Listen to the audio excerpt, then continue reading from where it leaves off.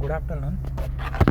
Now continuing with our Java programming, we will see today garbage collection and other concept. अभी तक हम लोग ने अलग अलग चीज़ें देखी, खास करके लास्ट 2 या 3 लेक्चर में कंस्ट्रक्टर, टाइप्स ऑफ कंस्ट्रक्टर का यूज़ कैसे करते हैं ये देखा। अभी हमें क्या देखना है, तो गार्बेज कलेक्टर जैसे कर देखा हम लोग ने। ओके, गार्बेज कलेक्टर क्या रहता है, जो अनरेफरेंस अनवांटेड चीज़ें रहती है, समझने के लिए मैं चीज़ें बोल रहा हूँ, जिसमें क्लास ऑब्जेक्ट, अनरेफरेंस ऑब्जेक्ट या फिर रिसोर्सेज जैसा कुछ भी रहेगा जो बहुत टाइम से यूज़ नहीं हुआ है, वो क्या करता है, JVM ऑटोमेटिकली चेक करता है। और चेक करने के बाद क्या होता है, अगर उसके वो बहुत टाइम से यूज़ नहीं किया है, मतलब वो अनरेफरेंस है, तो अनरेफरेंस है मतलब it is no longer needed, उसका कुछ काम नहीं है, तो वो क्या करता है, ऑटोमेटिकली फ्री अप मेमोरी करता है, क्योंकि आगे चल के वो मेमोरी हमें किसी दूसरी और चीज़ में यूज़ आ सकती है। बराबर है। तो गार्बेज कलेक्टर, गार्बेज मतलब कचरा, और कलेक्टर मतलब उसको खाली करो। उसके लिए आपके पास मैं प्रोग्राम ऑलरेडी भेजा है, वापस से आपको मैं फ़ोटो दिखाता हूँ उसका। देखो garbage collector, it means unreference object when object is not needed any more, कोई भी ऑब्जेक्ट की ज़रूरत नहीं है। The space occupied by such object can be collected for later reallocation. अगर कोई ऑब्जेक्ट की अभी ज़रूरत नहीं है, इसका मतलब क्या है, उसको हम लोग निकाल ले सकते हैं, क्योंकि उसके बाद अगर कोई नया ऑब्जेक्ट बनता है तो उसको मेमोरी एलोकेट करने के लिए वो काम में आएगी space. Java performs release of memory, program नहीं लिखा तो भी चलेगा। एग्जाम में शॉर्ट नोट पूछेंगे आपको 2 या 3 मार्क की, तो आपको कंसेप्ट अच्छे से लिख के आना चाहिए। नॉर्मली ये पूछता नहीं एग्जाम में, फिर भी हम लोग देख के रखते हैं। Java performs release of memory occupied by unuse object, जो अनयूज ऑब्जेक्ट है वो मेमोरी एलोकेट करके रखते हैं, जो उनका कोई रेफरेंस नहीं है। इन अदर वर्ड्स क्या है, उनको ही खाली करना, मतलब वो एज अ गार्बेज है, वो गार्बेज को खाली करना, ये काम किसका है, तो गार्बेज कलेक्टर का है। In other words, garbage collection is the process of reclaim करना मतलब वापस जमा करना। The run time unused memory automatically, run time पे जो अनयूज मेमोरी है, जो अलोकेट होके रखी है हुई है, बट उनका कोई रेफरेंस नहीं है, उसकी वैल्यू नहीं है, वो कोई यूज नहीं कर रहा है, तो उसको रिक्लेम करो, मतलब वापस से निकाल के लो। द गार्बेज कलेक्टर या फिर just a collector attempts to reclaim garbage or memory occupied by object that are no longer in use by the program, जो प्रोग्राम में बहुत टाइम से रन यूज में नहीं है, उनको रिक्लेम करने का काम करता है कौन, garbage collector. The garbage collector और sorry JVM runs a garbage collector, मतलब क्या, GC रन करने वाला कौन है, हम लोग मैन्युअली करेंगे क्या उसको, नहीं, JVM that is Java virtual machine, पहले लेक्चर में हम लोग ने देखा है। वेन इट फाइंड्स टाइम, जब भी उसको टाइम मिलता है तभी क्या करता है, वो गार्बेज कलेक्टर को रन करता है। Garbage collector will run periodically but you can not define when it should be called, मतलब ये पीरियडिकली कॉल होता है, कभी भी कॉल होगा, इसका प्री डिफाइंड टाइम है क्या कोई, आंसर इज नो। लेकिन वो कभी कॉल होगा वो हम लोग डिसाइड नहीं कर सकते। We cannot even predict when this method will be executed, हम लोग उसका अंदाज़ा भी नहीं लगा सकते कि ये मेथड कभी कॉल होगी। It will get executed when garbage collector which runs on it and pick up the object, वो अपने आप रन होगा। बराबर है। एक प्रोग्राम में देखो क्लास x है, इंट a, वो उसका मतलब क्या है, variable declaration x of a, ये क्या है आपके दिमाग में आ जाना चाहिए तुरंत, क्या है, किसको आइडिया आया इसका। इतना अच्छा प्रोग्रामिंग करो कि सामने चीज़ देख के मालूम पड़े। अभी एक और क्लास का नाम देखो, सिमिलर है, मतलब ये क्या है, कंस्ट्रक्टर है। कंस्ट्रक्टर में a की वैल्यू कितनी लिखी है हम लोग ने, a इक्वल टू 0। अभी देखो उसके बाद क्लास y, जिसमें पब्लिक स्टैटिक वॉइड मेन है। अभी वापस से प्रोग्रामिंग का कंसेप्ट आया, एक का ऑब्जेक्ट बना obj1, मतलब ऊपर वाले क्लास का ऑब्जेक्ट बना, क्या नाम से बना, obj1, जैसे ही वो obj1 बनता है वैसे क्या होता है, कंस्ट्रक्टर कॉल होगा। कंस्ट्रक्टर में हम लोग क्या सेट किए हैं, तो एक की वैल्यू 0 सेट की है। वैसे ही दूसरे में भी क्या किया, एक्स obj2 मतलब दूसरा ऑब्जेक्ट बनाया तो भी कंस्ट्रक्टर कॉल होगा। और कंस्ट्रक्टर में हम लोग क्या करते हैं, वापस से ऑब्जेक्ट की वैल्यू क्या, ए की वैल्यू क्या सेट की है, 0 की है। अभी OB equal to OB1 equal to OB2 मतलब दोनों की OB2 की वैल्यू असाइन कर दी किससे, OB1 को। See the above program 2.15, here are two object, दो ऑब्जेक्ट दिखेंगे आपको। OB1 में भी वैल्यू A1 की 0 है और OB2 में भी वैल्यू कितनी है, 0 है। अभी after the execution of a statement क्या होगा, OB2 इक्वल टू OB1 बराबर है। तो जो पहले का ए इक्वल टू 0 वाला रेफरेंस है, ए इक्वल टू 0 दो टाइम के लिए था, एक ऑब्जेक्ट 1 के लिए और ऑब्जेक्ट 2 के लिए। अभी ऑब्जेक्ट 2 और 1 को मैंने असाइन कर दी इक्वल, तो उनका ऑब्जेक्ट इंडिकेट कहाँ पे हो रहा है, खाली ए इक्वल टू 0। तो जो पहले ए इक्वल टू 0 वाला है उसके पास कोई रेफरेंस है क्या, नहीं। जो देखो राइट हैंड साइड पे नीचे वाले डायग्राम में 2.3 डायग्राम में पहला ए इक्वल टू 0 है वो एम्प्टी है। दूसरा कौन है आपका, ए इक्वल टू 0 लेकिन उसके पास पॉइंट करने वाले कौन है, दो जाने, कौन है, OB1 as well as OB2।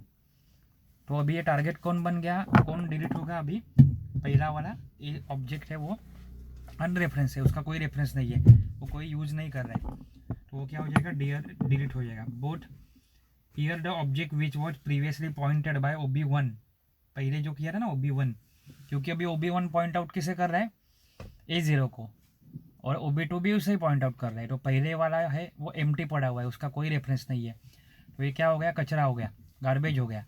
इसको रिक्लेम करना है, इसको निकाल देना है, ये काम कौन करेगा, garbage character. A garbage character can be invoke explicitly. अभी तक क्या हम लोग पढ़े कि जो है वो इम्प्लिसिटली ऑटोमेटिक ही होता है, हम लोग कुछ नहीं कर सकते, लेकिन अगर हम लोग को कॉल करना है तो उसके लिए क्या है, system.gc, system is the class dot GC is the method. Advantage क्या है, it make the memory management efficient, it is automatic done by garbage character. Automatic होता है मतलब हम लोग को देखने की ज़रूरत नहीं है।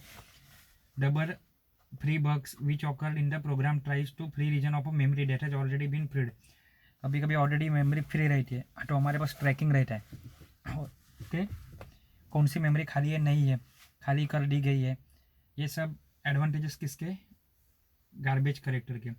डिसएडवांटेज में देखो 6 है, मैं आपको 2 बताता हूँ, बाकी आपको देखने हैं। एग्ज़ाम में कभी पूछते नहीं, आज तक हार्डली 1 या 2 बार पूछा रहेगा, उसमें तो खाली गार्बेज करेक्टर पूछते, शॉर्ट में एडवांटेज और डिसएडवांटेज नहीं पूछते। फिर भी देख लो, it consumes computing resources in deciding what memories to be freed. Free में कर रहे हैं हम लोग मेमोरी, लेकिन वो ढूंढना तो पड़ेगा, यानी एक छोटे से प्रोग्राम के पीछे एक बैकग्राउंड में अलग से एक प्रोग्राम चलेगा, कुछ तो काम करेगा, यानी वो क्या हो गया, एक्स्ट्रा ओवरहेड हो गया। Interaction with a memory can affect make overhead intolerable in circumstances that are hard to predict. कभी कभी क्या होता है, मेमोरी के साथ वो इंटरेक्शन करता है, तो मेमोरी के साथ दूसरी सारी चीज़ें भी इंटरेक्शन में रहती है, तो कभी कभी इनटॉलरेबल होता है, या फिर किसी और प्रोसेस के लिए या प्रोग्राम के लिए प्रॉब्लमेटिक हो सकता है। Garbage correct, the moment when garbage is exactly collected can be unpredictable resulting in a star scattered throughout the session। मतलब इसका अंदाज़ा हम लोग नहीं लगा सकते कि कहाँ कहाँ पे गार्बेज फैला हुआ है, कहाँ कहाँ पे अनरेफरेंस ऑब्जेक्ट है, तो वो स्कैटर्ड हो सकता है। यानी ये सब क्या है, advantages as well as disadvantages है किसके, गार्बेज कलेक्टर के। अभी नेक्स्ट कंसेप्ट देखो, फाइनलाइज। ठीक है, फाइनलाइज क्या है, एक एग्जांपल देखो। अभी मान लो 3rd ईयर में जाओगे अगले साल, उसके बाद आपका एजुकेशन ख़त्म हो जाएगा ये कॉलेज का, आप एग्ज़ाम देकर ऐसे चले जाओगे क्या, नहीं, आपको क्या करना पड़ेगा, जो भी आपका पेंडिंग फ़ी रहेगा अगर वो पे करना पड़ेगा, कोई डॉक्यूमेंटेशन वर्क है वो ख़त्म करना पड़ेगा, सेम साइड से कॉलेज से आपको कुछ डॉक्यूमेंट लेने रहेंगे, मार्कशीट लेनी रहेगी, वो ख़त्म करनी पड़ेगी। यही कंसेप्ट अप्लाई करो प्रोग्रामिंग में, कि प्रोग्रामिंग में एक प्रोग्राम रन होता है तो बहुत सारे रिसोर्स वो अलोकेट करके रखता है, और अगर वो रिसोर्स अलोकेट करते हुए ही मान लो कि वैसा ही वो डिस्ट्रॉय हो गया तो वो रिसोर्स क्या हो जाएंगे, वैसे ही ऑक्यूपाइड रहेंगे। Later on no one can use it. एक लाइब्रेरी का बुक है, एक रिसोर्स हो गया। आप प्रोग्राम हो, आपका क्वालिफिकेशन यहाँ का एजुकेशन ख़त्म हो गया, आप बुक लेके चले गए, या फिर आपको ही मालूम है बुक कहाँ पे रखा है, तो जो नए स्टूडेंट आएंगे उनको बुक मिलेगा क्या? Answer is no. तो before going out of college या फिर कॉलेज छोड़ के जाने से पहले या फिर प्रोग्राम टर्मिनेट होने से पहले उसने जितने भी रिसोर्सेज अलोकेट करके रखे उन सबको खाली करना, ये काम कौन करता है? फाइनलाइज मेथड करता है। देखो इसकी थ्योरी देखो, sometimes object will need to perform some action when it is destroyed. Object destroy होने वाला है तो कोई तो एक्शन परफॉर्म करनी है।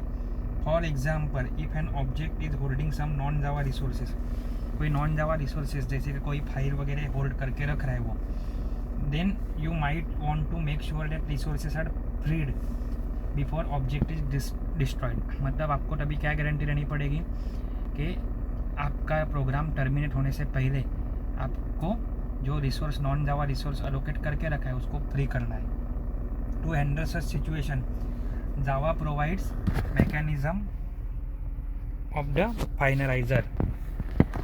By using finalization, you can define specific action that will occur when object is about to reclaim by the garbage collector. मतलब garbage collector का टारगेट बनने से पहले वो किसको फ्री करके देना है, बराबर है, किसको अलोकेट करना है, वो कौन सा ऑब्जेक्ट कौन सा मेथड। ऑब्जेक्ट अगर अनयूज है तो अनरेफरेंस है तो डिस्ट्रॉय हो जाएगा, तो डिस्ट्रॉय के साथ उसके साथ कोई रिसोर्सेज अलोकेटेड उसके साथ ही नहीं चले जाए, इसलिए जो रिसोर्स अलोकेट किए उसे हमें क्या करना है? फ्री करना है। To add finalizer to your class, you simply define the finalize method. क्या लिखना है आपको? सिंपली फाइनलाइज मेथड लिखनी है। Java run time calls that method whenever it is about to recycle an object. जब भी ऑब्जेक्ट रिसाइकल करना रहता है तभी ये मेथड कॉल होगी। Inside the finalize method you will specify those action that must be perform. Finalize method के अंदर क्या लिखेंगे हम लोग? वो एक्शन जो परफॉर्म करनी है आपको। The garbage collector learns periodically checking the object that are no longer reference. Garbage collector क्या करता है मालूम है आपको? कि एक बार बार चेक करता है जो अनरेफरेंस ऑब्जेक्ट है उनको, बाय एनी रनिंग स्टेट और indirectly through the other reference state. Right before asset is freed the Java run time calls finalize method. उसके पहले कौन सी मेथड कॉल होती है? फाइनलाइज। उसका सिंटैक्स देखो, public void, it returns nothing. So क्या लिखा है हम लोग ने? वॉइड फाइनलाइज, और कोड कौन सा है वो अंदर लिख रहे हैं। Here keyword protected is simplified that prevents access to the finalize method. मतलब कोई भी इसे एक्सेस नहीं कर पाए। भी एक्सेस स्पेसिफायर क्या है वो करके लेक्चर में हम लोग देखेंगे। पूरा डिफरेंट कंसेप्ट है जो ऑलरेडी आपको मालूम है, C++ प्रोग्रामिंग में आपने किया हुआ है। सो आपको वो ईजी रहेगा, आपको कोई भी डाउट नहीं आएगा उसमें। खाली चेंजेस है वो है जावा का सिंटैक्स, बराबर है। तो ये है आपकी फाइनलाइज मेथड। प्रोग्राम आपको मैं भेज रहा हूँ, वो अच्छे से देख लेना।